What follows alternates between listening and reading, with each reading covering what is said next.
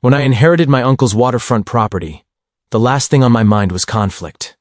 I thought I was stepping into peace, quiet sunrises, the gentle clunk of rigging against the masts, the soft hum of boats cutting through calm water. After 30 years serving as a Coast Guard engineer, I was ready to spend the rest of my days fixing engines, fishing at dawn, and enjoying the sort of stillness you can only find near saltwater. My Uncle Frank had owned this place for decades, and he built a 6-slip private marina with his own hands, every bolt, every bracket, every floating panel set with military precision. It wasn't just a dock, it was part of his identity, part of our family's story, and now part of mine. What made the place so special wasn't just the view or the history. It was the fact that this marina was its own legal parcel, a separate deed, recorded long before anybody even whispered the word HOA in this town. Lot 47B. Completely private, completely exempt. Uncle Frank liked people, but he liked boundaries too. He negotiated everything in writing, tightened every screw twice, and kept meticulous folders in a cabinet he labeled for when I'm gone. When I moved in and found those files, I thought it was just typical Frank, organized to a fault. Little did I know how many battles those papers would save me from. For the first few months, everything was perfect. I'd wake up to seagulls arguing over breakfast, sip my coffee on the deck, and watch the tide roll lazily in. The marina stayed quiet, except for an old Boston whaler tied up like a loyal dog waiting for attention. Life felt simple, predictable, safe. Then came the Thursday that changed everything. I remember hearing the engines before I saw them, a convoy of SUVs rolling down the narrow road toward my marina, like they were staging some sort of suburban parade. I stepped outside, confused. 12 vehicles, all spotless, all expensive, all parking haphazardly along the grass. Doors opened, and out came a group of women dressed like they were headed to a resort, each carrying coolers, tote bags, and bottles of wine that probably cost more than my first fishing boat. At the front of the group strutted a woman with perfectly curled hair, designer sunglasses, and a clipboard tucked under one arm. She had the expression of someone who believed the world existed to accommodate her. That was the day I met Brenda, the self-appointed queen of the neighborhood HOA. She offered me a smile that didn't reach her eyes, the kind of smile you give someone you've already decided is beneath you. "Oh, you must be the new owner," she chirped, waving a hand as if greeting a friendly bystander. "Don't worry, we're just having our weekly book club gathering down at the community marina." Community marina. The words hit me like a snapped rope. I blinked. "It's a private marina," I said. "My uncle built it on his own land. This parcel here," I pointed to the dock, "is separate from the HOA entirely." Her smile stiffened, but she didn't miss a beat. "There must be a misunderstanding. The waterfront amenities are community resources. It's in the covenants. I'll have my husband look into the paperwork." Before I could even respond, her followers, 12 women in sun hats and expensive sandals, marched past me onto my dock, unloading their bottles, glassware, portable speakers, picnic blankets, and party platters. The clinking of wine glasses against my teak rails made my stomach twist. They arranged themselves like they owned the place, like this was their weekly tradition and I was the one intruding. That first night, I tried to be polite. I figured it was a misunderstanding, perhaps a mistake on their end. Maybe they genuinely didn't know the marina wasn't shared property. But as the evening went on, their book club transformed into something entirely different. Loud music, laughter that got sharper and sloppier with every bottle emptied. The smell of wine, perfume and cheese trays mixing with diesel fumes. They blocked 3 of the slips with folding chairs and decorative lanterns. Someone's spilled rose directly onto the freshly oiled deckboards. Another woman dumped half a cheese plate into the water to feed the fish. I stood there, watching the chaos unfold on a dock built with my uncle's blood and sweat, and realized this was no accident. They weren't confused, they were entitled. Around midnight, the party finally died down. They left behind cups, wrappers, wet napkins, and a sticky trail of spilled alcohol that soaked into the planks. By the time the last SUV pulled away, my marina looked like the aftermath of a small wedding reception. I cleaned the mess myself, while shaking my head at the audacity of it all. I decided I'd talk to Brenda about it the next morning, but she beat me to it. The next day, I found a letter taped to my front door. It was a formal HOA notice of community resource usage, written with the flair of someone who thinks bold fonts are the same as legal authority. According to her, the marina had been a shared neighborhood amenity for years and therefore subject to community access expectations. Expectations, not rules, not laws. Just whatever she expected. That's when I knew this was going to be a long battle. That Thursday came again, like clockwork, and so did the wine brigade. Same cars, same bottles, same chaos. This time, I walked down to the dock before they could settle in. I need to be clear, I told Brenda. This marina is private property. I have the deed. It's not included in the HOA. You can't keep using it. She gave me a sympathetic smile. The kind you give a toddler who doesn't understand something obvious to adults. I know you're new here, Marcus, she said, patting my arm. But the marina has always been part of our community. The previous owner didn't mind. It's really about keeping neighborhood traditions alive. My jaw clenched. My uncle didn't even like people on his dock. He just never caught you. Her expression flickered. Annoyance? Surprise? But she quickly masked it. Well, she said sweetly, that's your interpretation. Interpretation. Not facts, not documents. Her interpretation. She turned to her friends. Ladies, let's not let negativity ruin our evening. We're here to celebrate friendship. And just like that, they swept past me again. That night was louder, messier, more careless. Someone knocked over a speaker and let it roll into the water. A guest spilled an entire bottle of Chardonnay at the bottom of the gangway and didn't even attempt to clean it. My dock smelled like a bar the next morning. I documented everything. Videos, photos, timestamps. I didn't want trouble, but something told me trouble was unavoidable. The third Thursday was the breaking point. The group arrived with even more confidence than before, parking directly in front of my boat trailer as if daring me to say anything. I tried again, calmly, firmly, to tell them they had no right to be there. Brenda barely looked at me. If you disagree, she said, waving her hand dismissively, bring it to the HOA board. They'll confirm the marina is community space. That's when I realized she didn't just misunderstand the situation. She was counting on me not knowing the rules. She was using her title, her husband's influence, and her rehearsed confidence to steamroll me, but she didn't know who she was dealing with. 30 years in the Coast Guard teaches you many things, and how to navigate bureaucracy is one of them. That night, someone from her group, overconfident and extremely intoxicated, wandered over to my uncle's restored Boston whaler. I watched in disbelief as she climbed aboard, laughing, fumbling with the controls while her friends cheered her on like she was attempting a stunt. If she had somehow managed to start the engine, someone could have been seriously hurt. But she didn't, because the keys were nowhere near the boat. When she realized she couldn't get it running, she kicked the side panel in frustration before clumsily climbing off, leaving a visible dent. That was it. I'd had enough. The next morning, I drove into town and ordered a steel marina gate. $12,000 of reinforced peace of mind.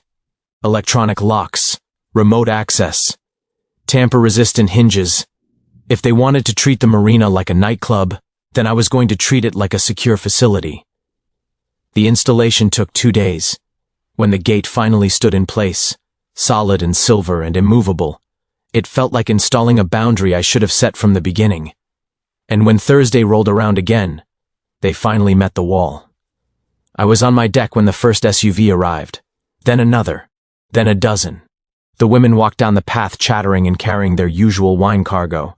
But when they turned the corner and saw the gleaming steel gate blocking the marina entrance, everything went silent. Confused murmurs rippled through the group.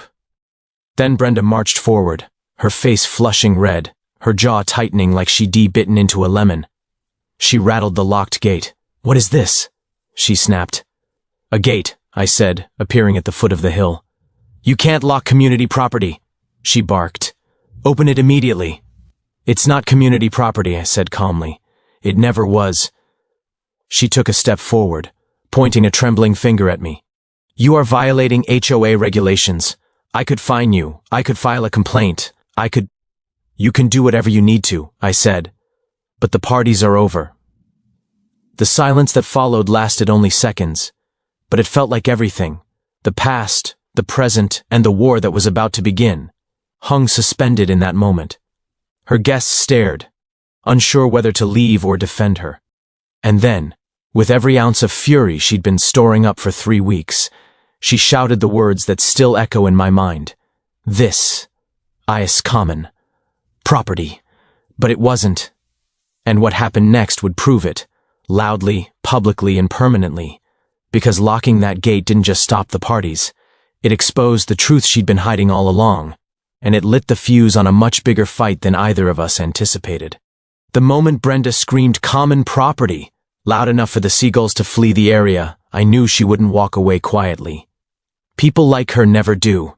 They don't pause, reflect, or consider whether they might be wrong. They double down, dig deeper, and start throwing anything they can find to force reality into the shape they want. And Brenda? She was the type who'd rather break the world in half than admit she'd misread a paragraph. She rattled the new gate again, as if sheer indignation could make steel change its mind. The sound echoed down the water in a sharp metallic ring. Her guests stood behind her in an awkward semicircle, clutching wine totes and snack trays, not sure whether to retreat or start chanting. Every one of them waited for Brenda's instructions, like a regiment of soldiers caught in the middle of a surprise ambush. "This is a violation of community code," she shouted. "You can't restrict shared amenities." I didn't bother arguing. I'd already learned that logic, and Brenda lived on opposite sides of the map. Instead, I said, "If you believe you're right, file whatever paperwork you need to file. But for now, the gate stays closed." That was when she pulled out her phone. "I'm calling Roy," she snapped, like invoking her city council husband was supposed to make the clouds part and the gate collapse in surrender. 15 minutes later, the entire book club contingent was gone, storming back to their SUVs in a flurry of offended gasps, leaving Brenda pacing at the foot of the gate while talking frantically into her phone. I turned and walked back to the house, knowing full well this was not the end. This was only the moment she realized the battlefield had changed, and she did what people like her always do. She escalated. The next morning, a white sedan pulled up in front of my house.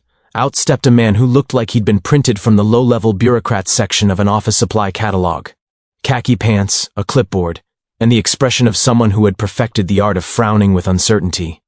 "Morning," he said, adjusting his badge. "I'm Dave from Municipal Safety and Code Enforcement. We've received a report of dangerous marina conditions requiring immediate review." Dangerous conditions. Right. He didn't even try to hide the stack of papers in his hand. 17 printed concerns, each one vague enough to be unchallengeable but serious-sounding enough to justify his presence. He pointed at perfectly good electrical boxes, nodded gravely at brand-new pilings, and made thoughtful noises at my Coast Guard-grade dock cleats like he was evaluating alien technology. I asked, "Mind telling me exactly what code you're citing?" He pretended not to hear me. Either that or he genuinely didn't know any codes existed. An inspection that should have taken 10 minutes dragged on for nearly an hour. He took photos of everything, including my gate, while shaking his head dramatically. When he finally handed me the violation notice, he spoke in the tone of someone delivering bad news he secretly enjoyed giving. 17 safety issues, he said. You'll need to comply or face municipal oversight. Municipal oversight. The phrase hung in the air like a bad smell. That was when I realized exactly what Brenda's next move was. If she couldn't force me to open the marina using HOA rules, she would use city power instead. And if that didn't work, she'd escalate to whatever came next. She wasn't fighting for access. She was fighting for control, but she didn't know who she was up against. After Dave left, leaving behind his stack of vague warnings and poorly stapled paperwork, I drove straight to town hall. Not to fight the citations, not yet, but to find the documents my uncle had mentioned in his notes. If Brenda was pushing a legal battle, I needed the facts that would end it. The town hall was old enough that every file cabinet had its own personality. Some drawers stuck, some squealed, some refused to open unless you coaxed them like stubborn machinery. The woman behind the front desk, Mrs. Henderson, had been there longer than most of the furniture.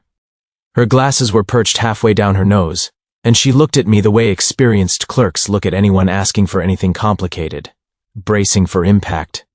I'm looking for the original 1980s permits for the marina at Lot 47B, I said. Her eyebrows lifted. Frank Hugo's place? That's the one. She nodded, stood up, and shuffled toward the back files. I haven't heard his name in a long time, she said, but that man filed paperwork better than the state government.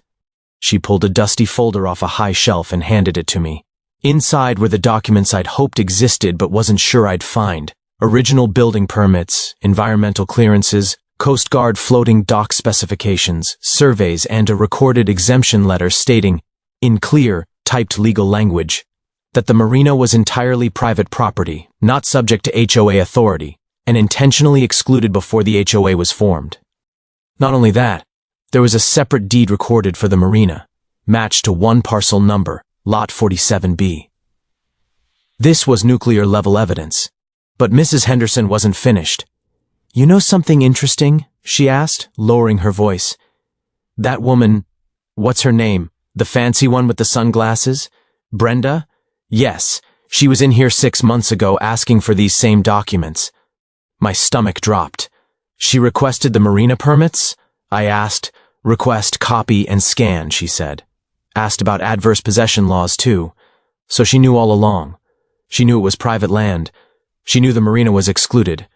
And she'd still marched in and claimed it. She hadn't stumbled into a misunderstanding. She had prepared a plan. That realization didn't make me angry. It made everything suddenly clear. If she'd researched adverse possession, that meant she was counting on long-term, unchallenged public use to muddy ownership. She wanted to build a case that the community had used the dock for years and therefore deserved access. In other words, she was trying to slowly absorb the property into the HOA. And the weekly wine invasions weren't innocent gatherings. They were step one. I thanked Mrs. Henderson and walked out of the town hall with the folder under my arm, the weight of it reassuring. It felt like holding a shield. And just in time, because the next day, a notice appeared on my mailbox. An emergency HOA Architectural Review Board meeting, scheduled for Tuesday morning, conveniently when most working people couldn't attend. The topic, unauthorized gate restricting community marina access. Unauthorized, community, access. They were trying to frame me as the intruder. Tuesday rolled around faster than I wanted. The meeting room was warm, crowded, and smelled faintly like stale pastries. Folding chairs lined the walls. Neighbors sat with crossed arms, some curious, some annoyed they were dragged into something they didn't understand. At the front stood Brenda, wearing a carefully pressed blazer and holding a stack of highlighted pages like she was leading a congressional hearing. She clicked a remote, and a slideshow appeared on the projector, the gate photographed from multiple angles, dramatic red arrows pointing at the lock, captions like divisive structure and community barrier written in bold letters. She spoke with confidence, calm, practiced. This gate violates HOA standards, disrupts neighborhood harmony, and restricts the traditional use of our waterfront facilities, she announced. We must vote on immediate enforcement actions. The room murmured. I stood, holding my manila folder of originals. Before we talk about harmony, I said evenly, let's talk about property law. Brenda's smile faltered. I walked to the table and spread out the documents, deed, permits, environmental approvals, everything. The room went silent except for the hum of fluorescent lights. This marina, I said, pointing to the survey map, was built on Lot 47B. It is not part of the HOA. It was intentionally excluded during the HOA's formation. I have every original document here. The gate is on my land, and the HOA has zero authority over it. Someone in the back whispered, "Wait, what?" Another asked, "Did she know about this?" I looked at Brenda. She did. She accessed these documents months before I moved in. The room shifted. Eyes turned toward her. Her carefully constructed confidence began cracking under the weight of collective realization. She tried to interrupt. "There could be implied easements." "There aren't," I said, holding up the letter.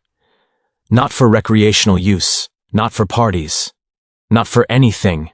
Her cheeks reddened. Her jaw tightened. Her hands trembled. For the first time, she looked worried. The HOA board members exchanged glances, not supportive ones. The audience began whispering louder now. Someone asked, "So the parties had no permission?" I added, "And I have video evidence of damages to my property, trespassing, and documented attempts to use the marina without consent." Brenda finally spoke, her voice sharp, desperate. "This isn't fair, he's twisting things." But fairness wasn't her problem. Truth was, and everyone in that room could see it. The meeting ended in confusion. No enforcement, no vote, no authority to touch the gate. People filed out slowly, murmuring, casting uncertain looks at their once untouchable HOA leader. But as I walked toward the door, I saw Brenda in the corner. Phone pressed to her ear, eyes blazing. She wasn't defeated. She was regrouping, and she was calling in reinforcements. The gate battle was over. But the war? It was just getting started.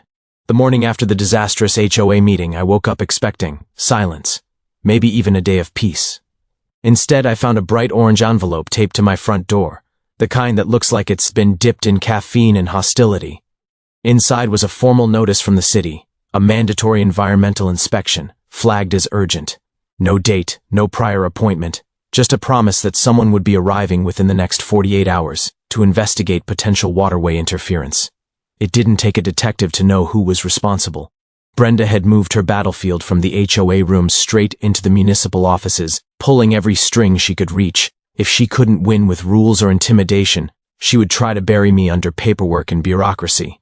The kind of tactic people use when they realize they're losing but refuse to walk away. By noon, the inspector arrived. A woman with a calm professional posture and a measuring tape clipped to her belt. She introduced herself as Janet from the Department of Environmental Protection. Her handshake was firm, her tone was sharp, and she didn't look like someone who had come to play games.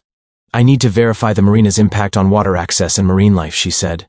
I nodded and gestured toward the dock. If Brenda wanted to bring real professionals into this, she was about to make a mistake. This dock was built by a Coast Guard engineer who treated every project like a matter of national security. For the next hour, Janet inspected everything, measuring, documenting, scanning the original permit dates. She compared the marina's footprint to the old environmental surveys. She tested the dock's distance from the shoreline and checked for any signs of unauthorized expansion. She worked quietly, methodically, like someone who genuinely cared about her job. When she finished, she closed her clipboard and looked at me with a raised eyebrow. "Who filed this complaint?" she asked. "Someone in the HOA," I answered. She exhaled through her nose, an almost tired, weary sound. "I've seen a lot of these," she said. "People weaponizing environmental regulations to fight personal battles." She pointed to the marina pilings. "Your dock hasn't changed an inch since the 1980s. Everything here is compliant. Everything is stable. If anything, the construction quality is better than what we see in most modern builds."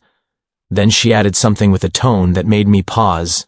"You should know filing false environmental complaints can carry fines, significant ones." I didn't say anything. I didn't need to. Before she left, she handed me a copy of her report and whispered, "Expect pushback. People don't like being wrong." The irony hung in the air like humidity. But Janet's visit was just the warm-up act. The real storm arrived that evening when Channel 8 News parked their van at the edge of my driveway. A reporter stepped out, holding a microphone like she was about to interrogate a corrupt senator. She introduced herself as Jessica. Behind her, a cameraman focused on me with the quiet intensity of someone who knew a dramatic clip could go viral. "We're here about a story involving waterfront access restrictions, veteran disputes, and alleged harassment from local officials," she said. "Would you like to comment?" A veteran dispute? That was new. And then I understood. Brenda had taken the story public, twisting the narrative into something that made her look like the brave neighborhood advocate fighting off a hostile recluse. She must have really believed her reputation was invincible. But ignorance mixed with overconfidence is a dangerous combination. I invited the reporter inside, handing her copies of the marina deed, permits, and the inspection report that had arrived only hours earlier. Jessica scanned the documents with widening eyes. "She told us the marina belonged to the community," she said. "It never did," I replied. "And she said you blocked elderly residents from traditional waterfront access." "She held wine parties on my private dock and called it tradition." Jessica blinked, then nodded slowly. "We're going to need a follow-up interview." That was the first domino. The second fell the next week when another envelope showed up. This one announcing a sudden increase in my property taxes. A massive increase. Overnight, my marina's assessed value had quadrupled, raising my annual taxes by $30,000. $30,000. And who signed off on the reassessment? Roy, Brenda's husband, a city councilman. It was all starting to look less like neighborhood drama and more like a coordinated campaign. And if there's one thing bureaucracy hates, it's being caught looking coordinated. Most people would have panicked at this point.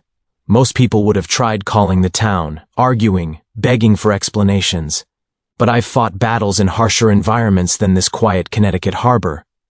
I didn't fight with panic. I fought with documentation. I called my attorney. Rebecca Walsh was younger than I expected, but sharp. Sharp enough that talking to her felt like handing your problems to a surgeon who already had the scalpel in hand. She flipped through the files without missing a beat. "This isn't just an HOA dispute," she said. "This looks like harassment, potentially fraud, maybe even abuse of office." She asked for every document I had, every note, every photo, every late-night voicemail Brenda had left on my answering machine demanding I cooperate. I gave her everything. Over the next week, Rebecca built a timeline thicker than a phone book and twice as incriminating. Patterns emerged, connections, phone calls made at suspicious hours, code violations filed by an inspector who wasn't properly certified, tax reassessments that bypassed standard procedures, a trail of actions that painted one obvious picture. This wasn't just an irritated neighbor. This was an organized attempt to force me to give up my Marina. And they weren't the first people to try something like this. That became clear when I got a knock on my door from a woman I recognized from the HOA meeting. Eleanor, gray hair, glasses, slow, steady voice. She held a manila folder the way a lawyer might hold evidence. "I've seen this playbook," she said softly. "They did it to the Hendersons in 2019. Harassment, fake violations, a forced sale. They moved away to escape it all." Her voice cracked. "And they tried it with me. But I kept everything." Inside her folder were old meeting minutes, letters, recorded notes, timelines, and even photographs. Years of quiet documentation from someone who understood the value of being prepared. Each page revealed another instance of the same pattern: targeted pressure, phony authority, and anything to make residents buckle. "They've been trying to expand the HOA's waterfront influence for years," she explained. "Your Marina was their biggest prize. They weren't expecting someone like you to inherit it, someone who could fight back. What struck me most wasn't just the wrongdoing. It was the ease with which they had gotten away with it. People didn't push back because the HOA felt intimidating, because the city felt intimidating, because no one wants to fight a war over something that should have been simple. But this war needed to be fought."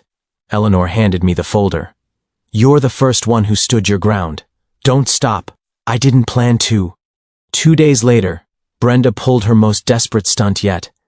I found her standing near the Marina gate, wobbling slightly, looking over her shoulder before performing one of the most unconvincing dramatic falls I'd ever seen. She pretended to trip over the edge of a cleat, which was nowhere near her foot, threw herself sideways onto the dock, and began calling for help. "I'm injured!" she cried, pressing a hand to her ankle with exaggerated flair. "This is a dangerous environment! Unsafe! Hazardous!" An ambulance arrived. A police officer arrived. I stood there calmly while she recited her performance, describing the dock as a death trap that required immediate municipal takeover. She hadn't counted on one thing: the small black dome above the Marina gate. "My security camera." The paramedic checking her ankle spoke quietly to the officer. "There's no swelling, no bruising, no pain response. This looks staged." I offered the officer a USB drive with the camera footage that caught Brenda's entire choreography, from her careful glance at the camera to the theatrical way she toppled onto the deck. When she saw me hand over the evidence, she froze. For the first time, Brenda looked genuinely scared. Not angry, not indignant. Scared. The officer reviewed the footage on the spot. His face didn't move, but his tone did. "Miss Kessler," he said, "you may want to stop talking." Her mouth snapped shut. In that moment, the war shifted. The ground under her feet changed. The illusion she had built, that she was in control, that she had the neighborhood behind her, that she held all the cards, crumbled. And then it got worse for her. My attorney filed a formal complaint. The news station aired a second report, this time showing documents proving the Marina was private property. The environmental inspector's report went public, noting false claims submitted by a third party. Neighbors started asking questions. Council members started distancing themselves from Roy. Everything that once protected Brenda began unraveling. And when people who depend on power lose it, they fall fast. A week later, I stood before a packed room at a town hall meeting, holding copies of every document in Eleanor's folder. Channel 8 news cameras filmed. Residents filled every seat. Even the mayor attended. I presented each piece of evidence: dates, signatures, minutes, inspection contradictions, tax irregularities. Bit by bit, I laid out the pattern of harassment. And then I revealed the security footage of Brenda's staged fall. The room gasped. Brenda's face turned a color I had never seen on a human being. She tried to speak, but the mayor raised a hand. "Sit down." Then came the final blow. The city announced an independent investigation into HOA misconduct, tax manipulation, and abuse of office. Roy was suspended. Brenda was stripped of her HOA position pending review. Several board members resigned to avoid being implicated. It was over, not with a dramatic shouting match, not with a lawsuit, but with the slow, heavy collapse of a scheme built on arrogance. Weeks later, I stood on my dock, quiet, peaceful, untouched, and watched the sun scatter gold across the water. No shouting, no trespassing, no wine bottles, just calm, just mine. Eleanor joined me one evening, leaning on the railing as the tide rolled in. "You didn't just protect your Marina," she said softly. "You protected this neighborhood." Maybe she was right. All I knew was that my uncle would have smiled seeing that gate locked and the water still. He built this place to be a sanctuary, not a free-for-all. And now, it finally was again.